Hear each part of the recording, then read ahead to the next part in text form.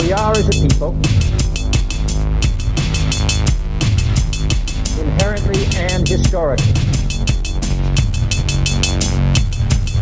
opposed to secret society, opposed to secret oaths, opposed to secret proceedings, secret proceedings.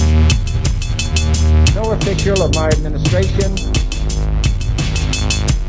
whether his rank is high or low, should interpret my words here tonight as an excuse to censor the news, to stifle dissent, to cover up our mistakes, or to withhold from the press and the public the facts they deserve to know.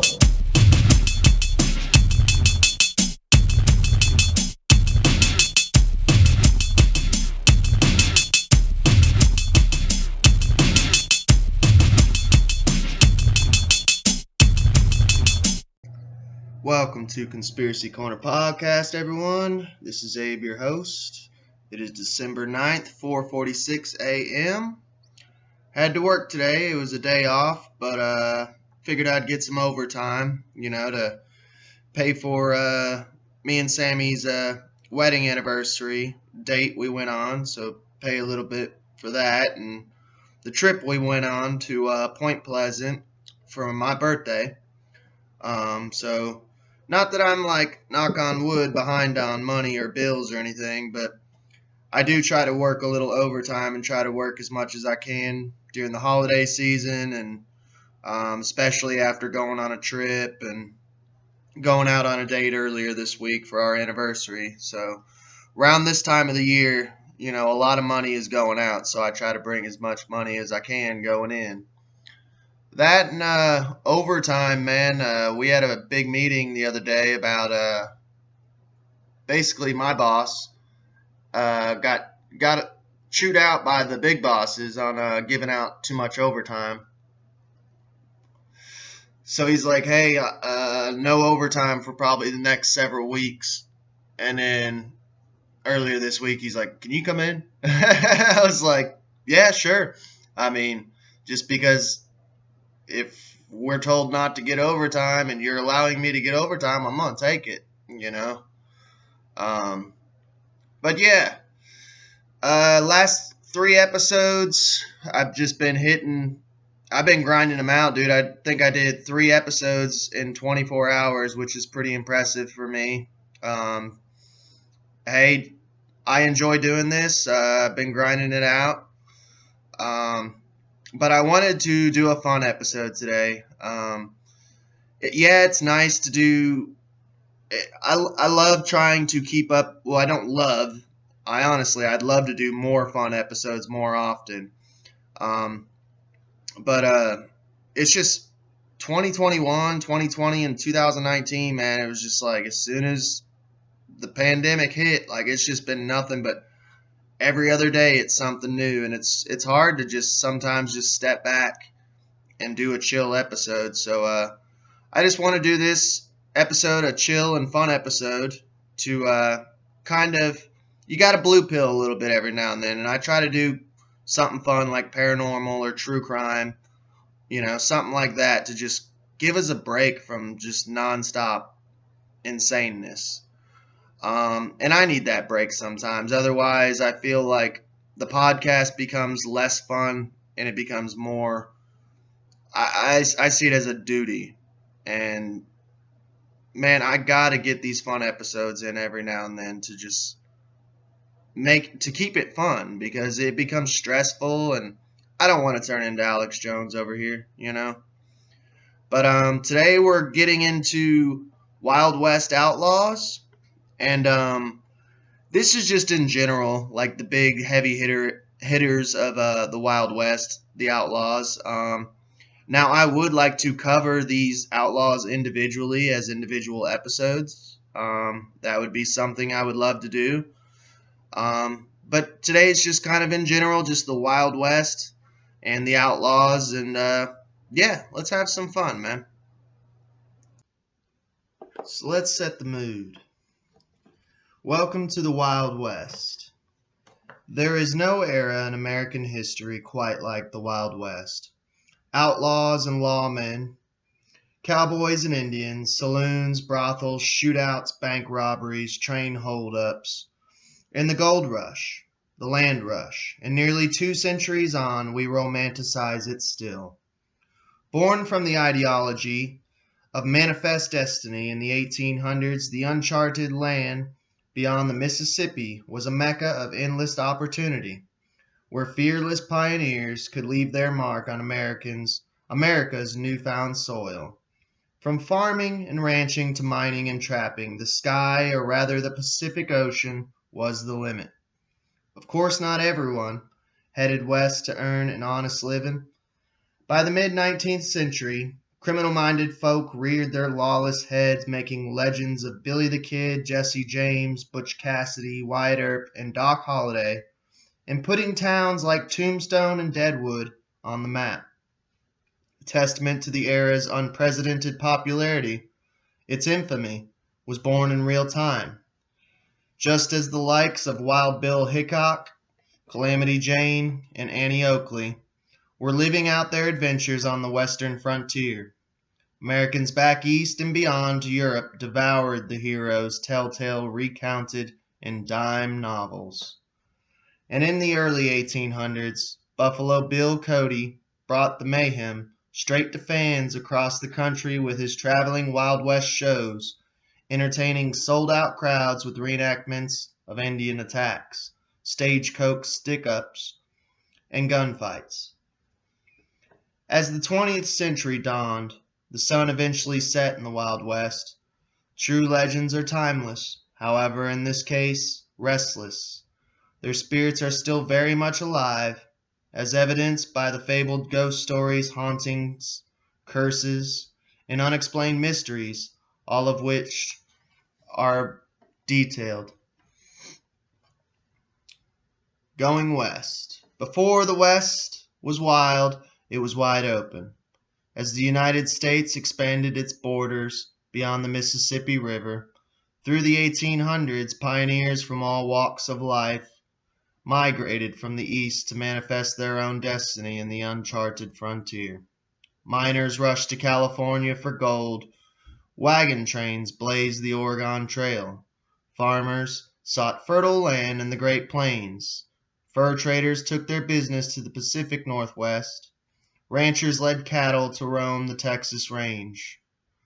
It is America's right to stretch from sea to shining sea, insisted President Thomas Jefferson, a driving force of westward expansion, once he took office in 1801.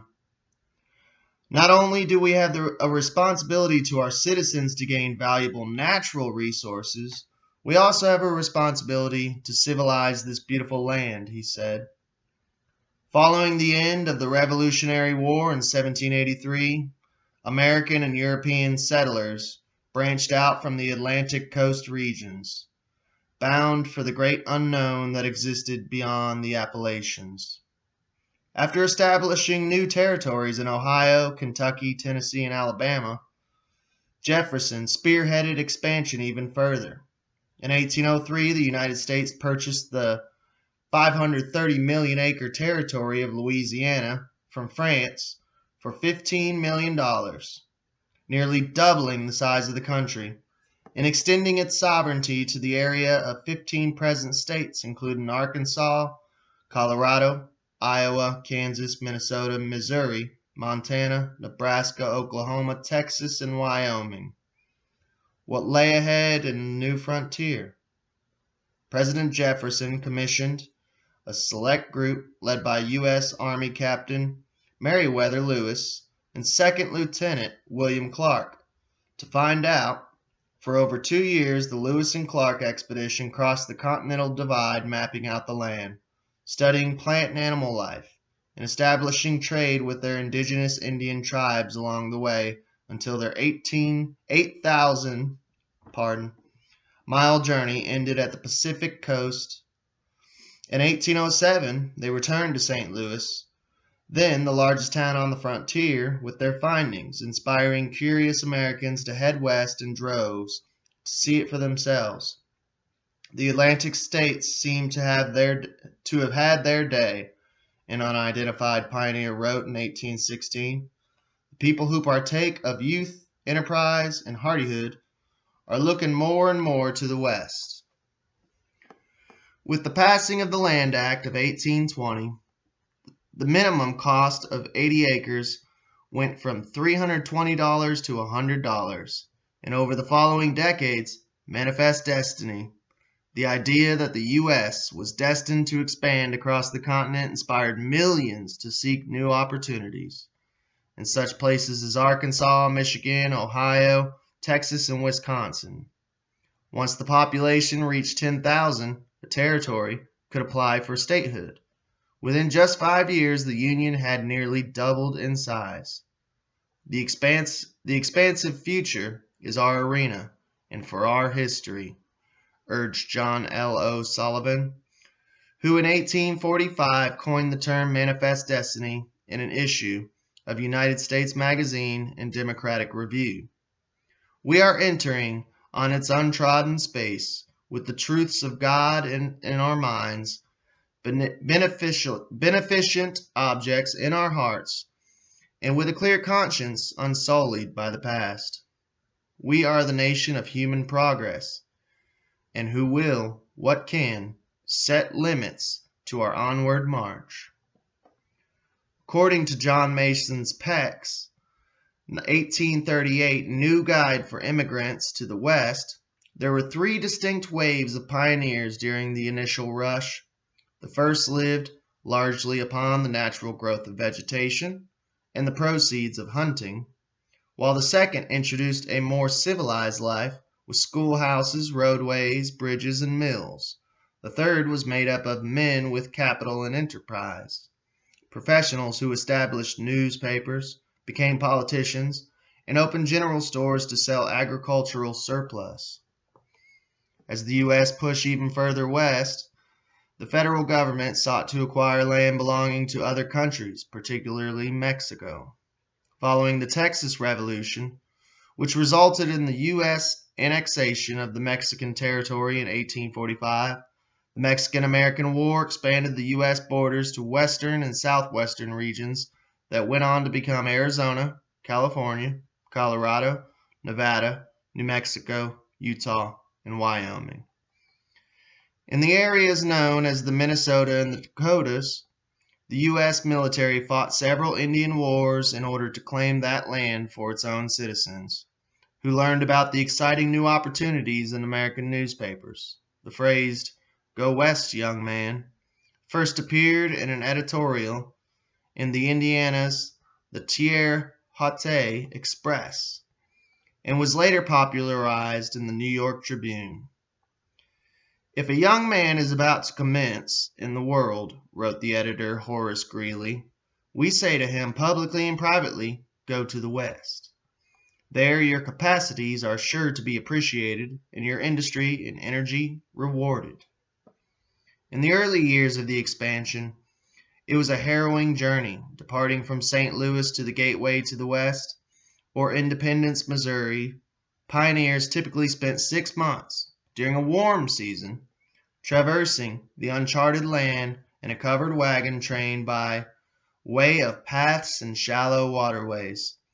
As the region grew in popularity, east-west routes were forged, most notably the Oregon Trail, a 2,170-mile immigrant path originally established by fur traders in the 1830s that ushered more than 400,000 travelers through Iowa, Missouri, Kansas, Nebraska, Wyoming, and Idaho.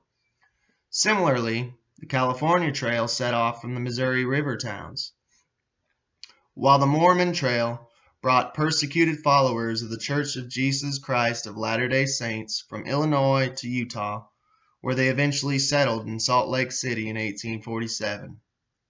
Migration to the American West increased exponentially with the Homestead Act of 1862, which allowed settlers to claim 160 acres of free land under the legislation signed by President Abraham Lincoln.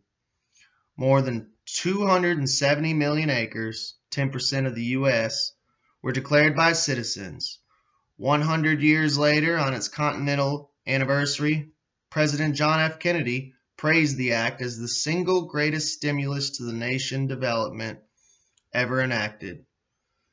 At the same time of the land rush, the first Transcontinental Railroad was completed in 1869, linking the existing railroad network of the East with the West at Council Bluffs, Iowa, and making the trek to the frontier faster, cheaper, and safer. On the open trails, travelers faced disease, Indian attacks, stampedes, wagon accidents, and malnutrition.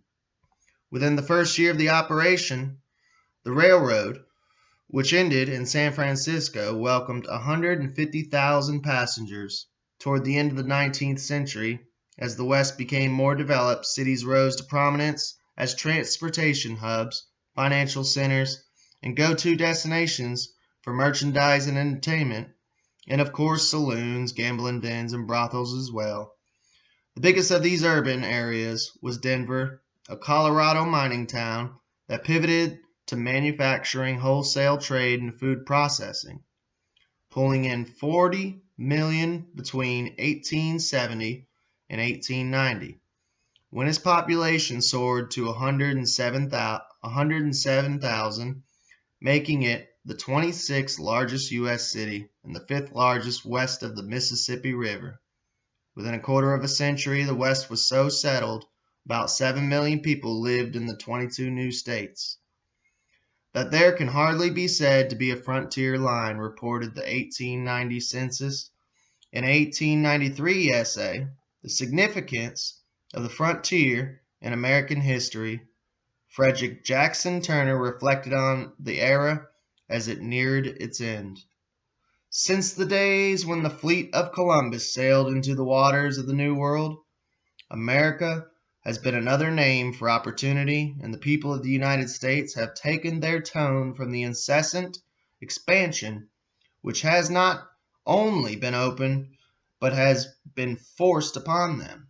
And now, 4 centuries from the discovery of America, at the end of 100 years of life under the Constitution, the frontier has gone, and with it, going, has closed the first period of American history. All right, now that we've set the mood, let's get into the good stuff. So, Billy the Kid. The West wouldn't have been half as wild if it was not for Billy the Kid, most notorious outlaw, born William Henry Mccarthy in 1859, turned to crime at the age of 16 after being orphaned, and within a few years graduated to being one of the most wanted killers in the country. His crime spree ran throughout New Mexico territory, however, was short but bittersweet at the age of just 21. The law caught up with the blue-eyed baby-faced, and within 3 years he was dead, gone.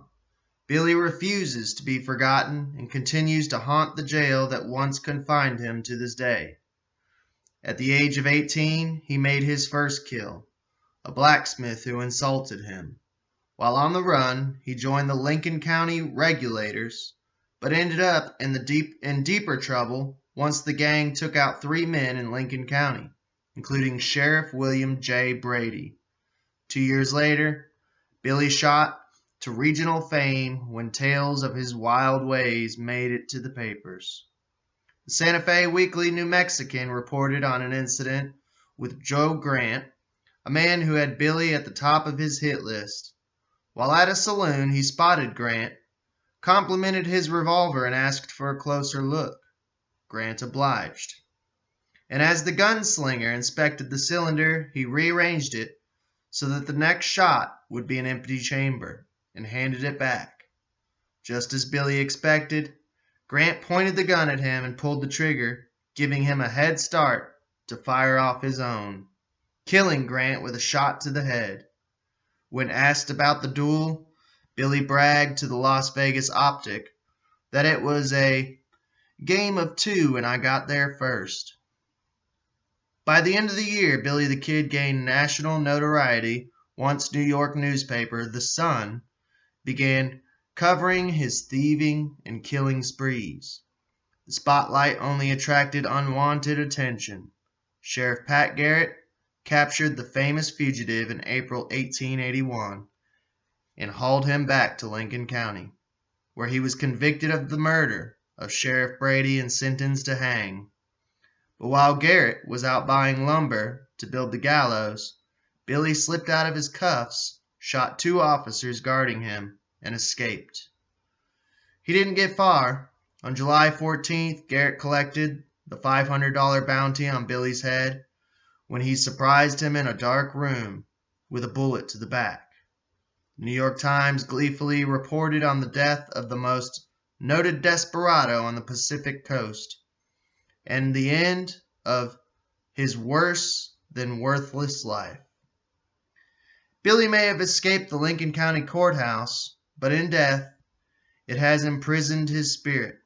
On the 2nd floor, where he was kept shackled as he waited hanging, visitors experience a feeling of uneasiness. Some hear chains scraping along the floor. Others feel a distinct shove in their back. Proof that Billy still holds a grudge for Garrett's sneak attack. He's not the only spirit at the courthouse with an axe to grind. There are reports of a white mist on the staircase, the exact spot where Billy fatally shot J.W. Bell, one of the deputies guarding him.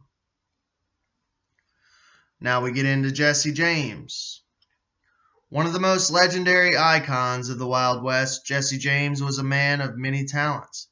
Outlaw, bank robber, guerrilla fighter, and gang leader. For close to 20 years, he was a lauded celebrity for his violent crimes, until a recruit betrayed him with a bullet. But not even death can stop Jesse from stirring up trouble. His spirit is known to rabble-rouse with his brother Frank at their mega-haunted family farm. As a boy, Jesse looked up to Frank, and at 16 followed his footsteps into the battleground, fighting on behalf of the Confederate Army in the Civil War. In the mid-1860s, the two joined a guerrilla group that was responsible for a string of atrocities against Union troops, including the Centralia Massacre, in which they ambushed a train on its way home from war and killed or wounded 22 unarmed soldiers, scalping and dismembering the dead. After the war, the brothers linked up with a set of 4 siblings, the Youngers, to form the James Younger Gang. From Iowa to Texas and Kansas to West Virginia, the 6 made a name for themselves, robbing banks, stagecoaches, trains, even a fair. But it was Jesse who emerged as the most famous once Missouri Governor Thomas T. Crittenden branded him an outlaw and set a reward for his capture. However, Jesse's celebrity status earned him the allegiance of fans, who helped him elude authorities for years, as the James Younger Gang became the most feared thieves in America, with 24 robberies worth $200,000. That would be more than $4 million today. Beneath their gun belts, but in 1876, a botched raid on a Minnesota bank ended with everyone but Jesse and Frank dead or jailed. Without the Youngers, the brothers formed the James Gang, led by Jesse, and held up trains from Missouri to Mississippi. By 1881, Jesse and Frank chose to retire, and the younger of the two, then 34, moved to St. Joseph, Missouri, to be a family man. But old habits die hard. In his town, Jesse linked up with brothers Robert and Charlie Ford for one final heist. It proved to be a fatal mistake. Although it had been 12 years since Governor Crittenden put a bounty on Jesse's head, his bloodthirst had already diminished. Had hardly diminished. And he offered Robert $5,000 to deliver the outlaw dead or alive. On April 3, 1882, following breakfast with the Fords, Jesse was shot in the back of the head as he cleaned the dust off a picture hanging on the mantel. While the media was undecided if Jesse had been a hero or a cold-blooded criminal, his death became a national sensation. To protect her son's remains from a curious public, his mother buried him on the family property. Jesse's body was later exhumed and re-interred at a nearby cemetery, but his spirit refuses to leave his boyhood home. Given its dark history, he has plenty of company. His stepfather, Reuben Samuel, was tortured and hung from a tree by Union militia. Half-brother Archie was killed in a police raid in 1875, and Frank died there in 1915 at the age of 72. Now a museum, the atmosphere is extremely intense, and doors slam without cause. According to staffers, many of whom refuse to work a shift alone, visitors also claim to hear the sounds of whispered conversations, gunshots, and galloping horses. Evidence Jesse and Frank are still carrying out their exploits, even in the afterlife. Now we get into Wyatt Earp and Doc Holliday. For every criminal in the Wild West, there was a lawman hot on his trail. And there was no duo more accomplished than Wyatt Earp and John Doc Holliday.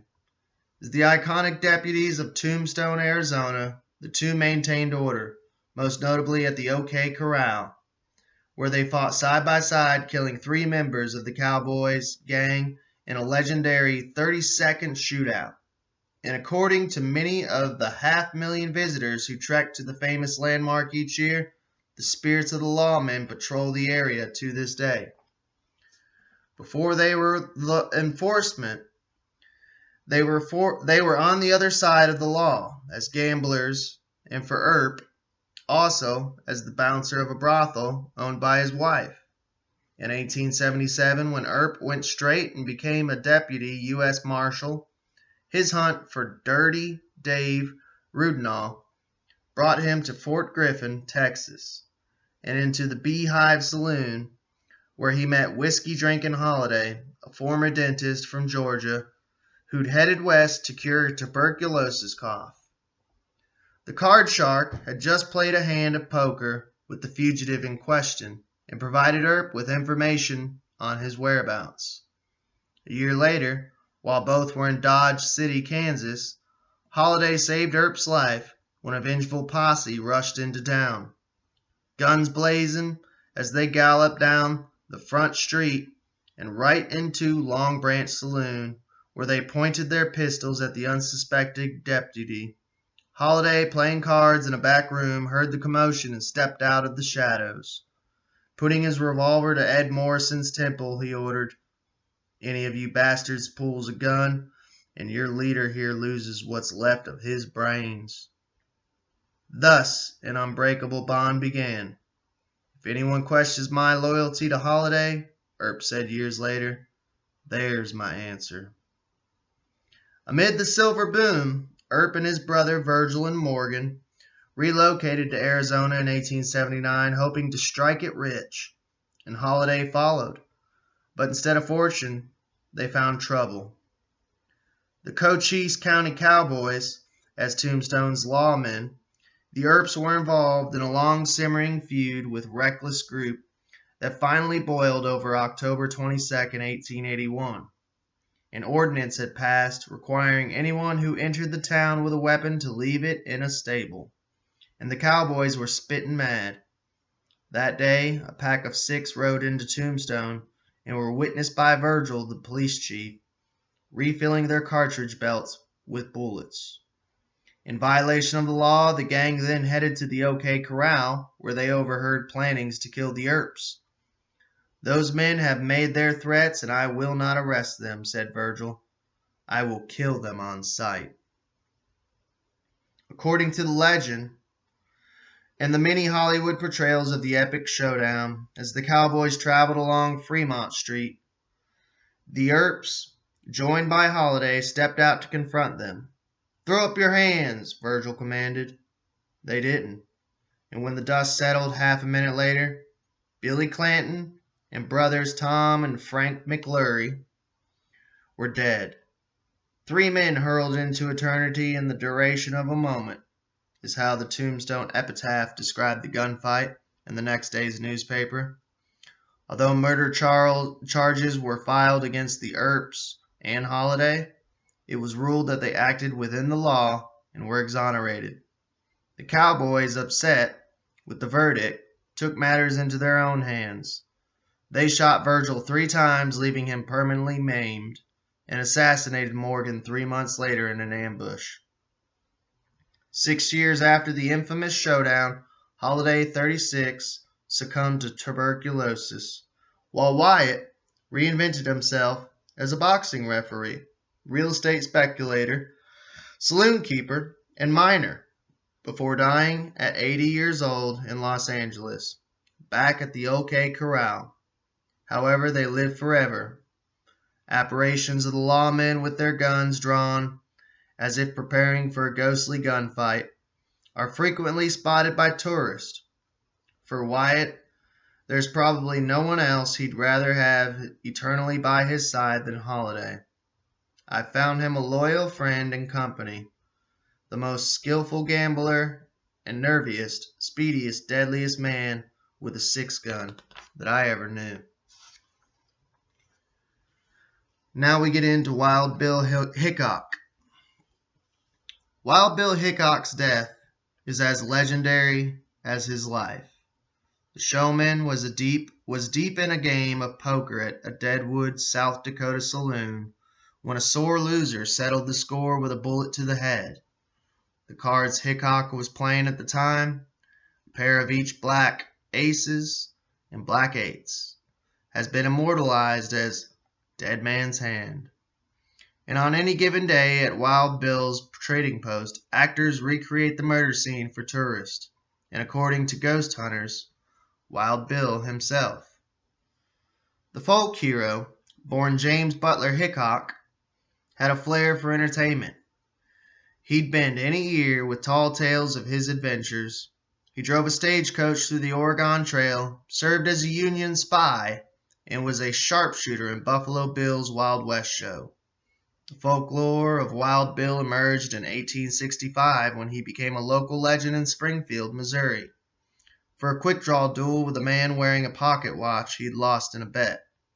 The story made its way to the New York Herald writer, who reported as fact his sensationalized claim of killing 100 men.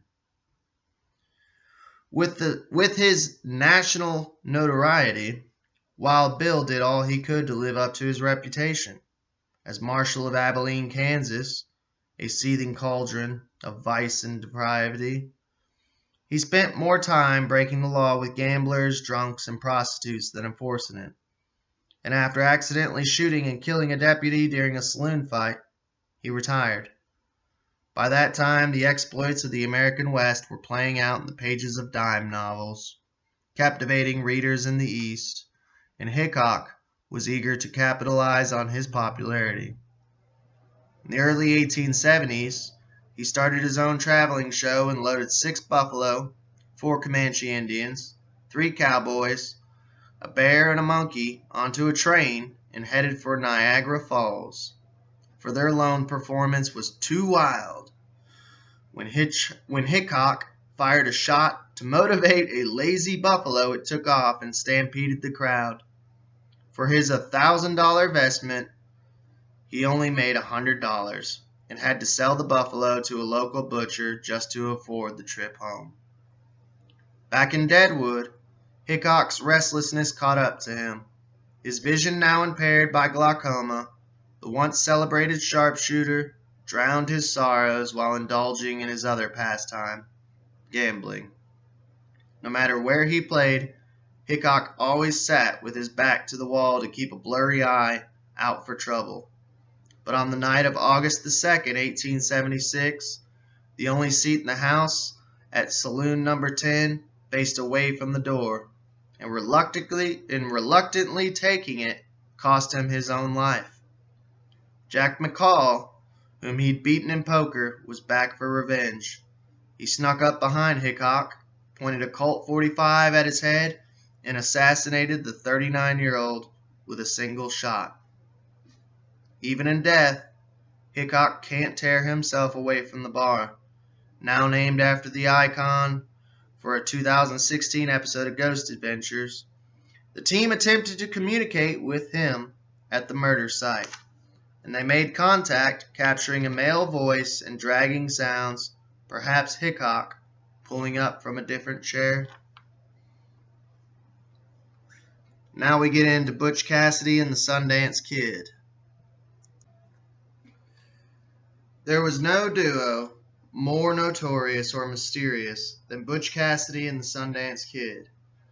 Throughout the 1890s, the Friends and their Wild Bunch gang carried out a string of big money bank and train robberies and almost always managed to stay one step ahead of the law. But did they pull off their greatest heist by faking their deaths in South America?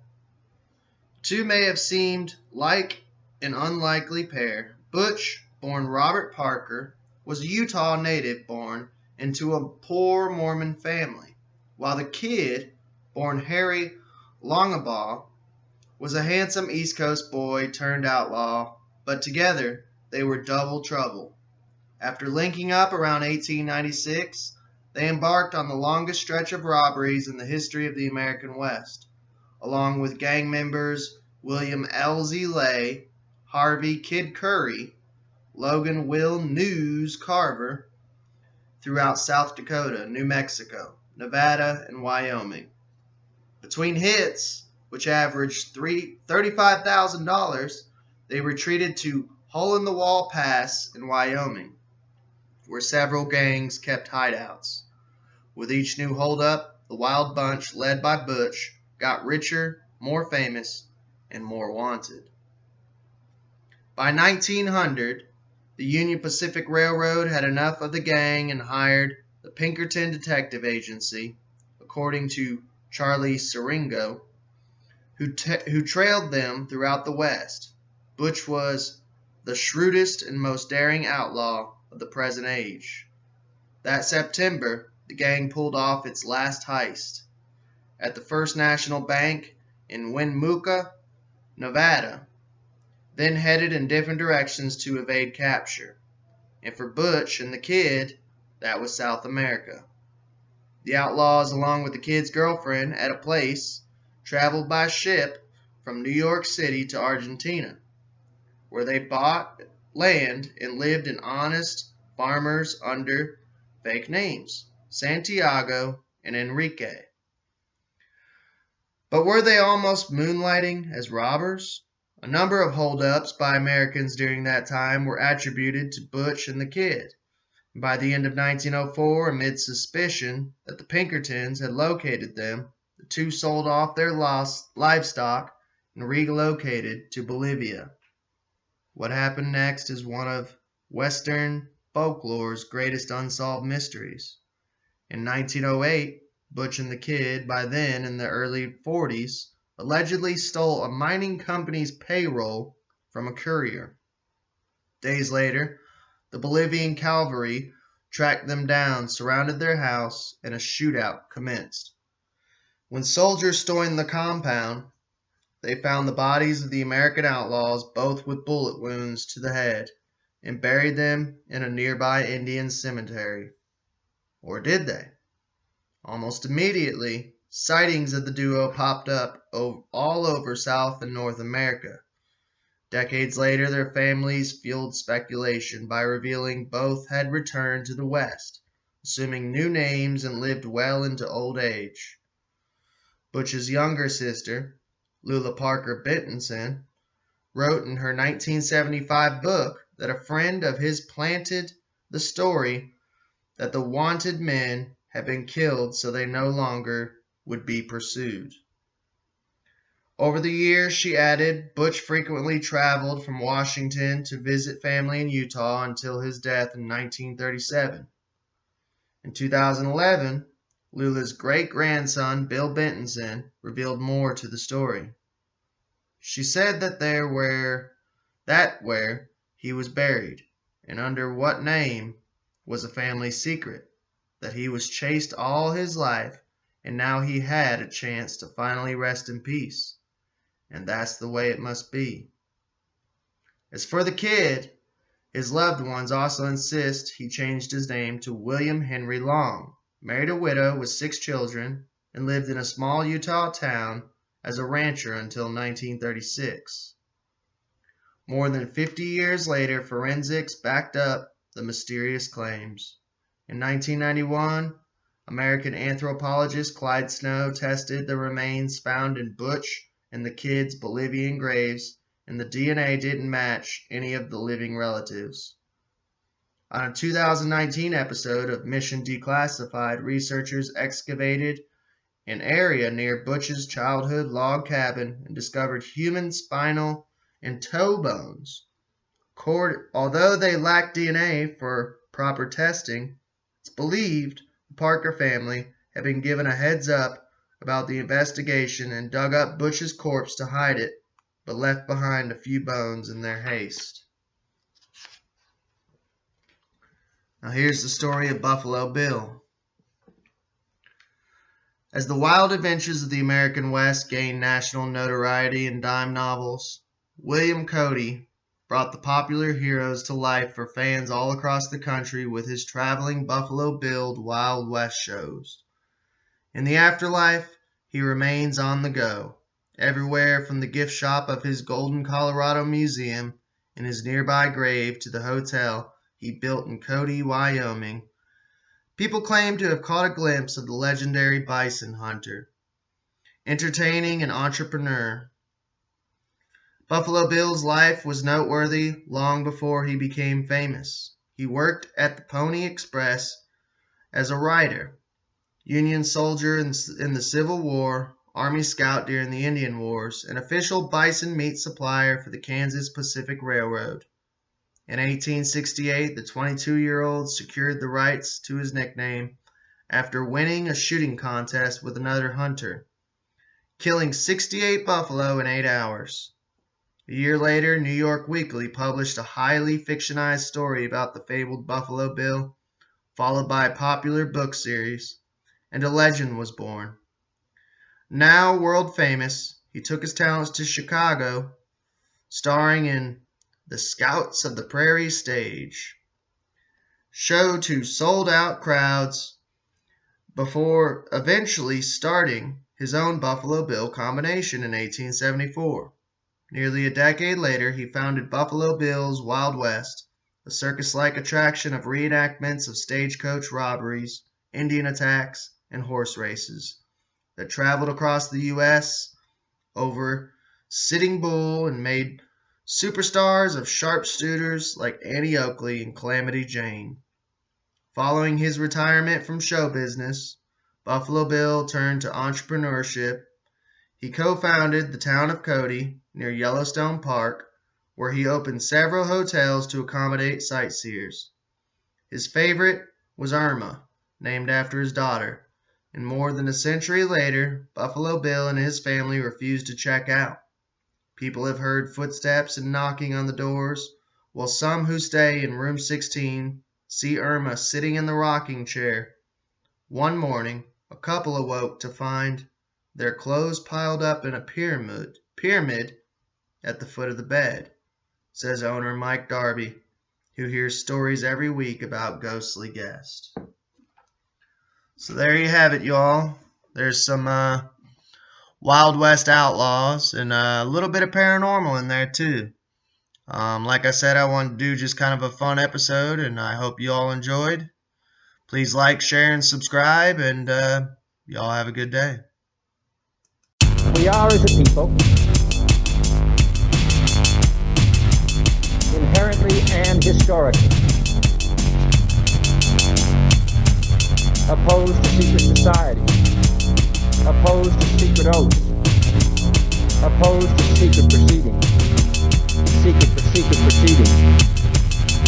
No official of my administration, whether his rank is high or low, should interpret my words here tonight as an excuse to censor the news, to stifle dissent, to cover up our mistakes,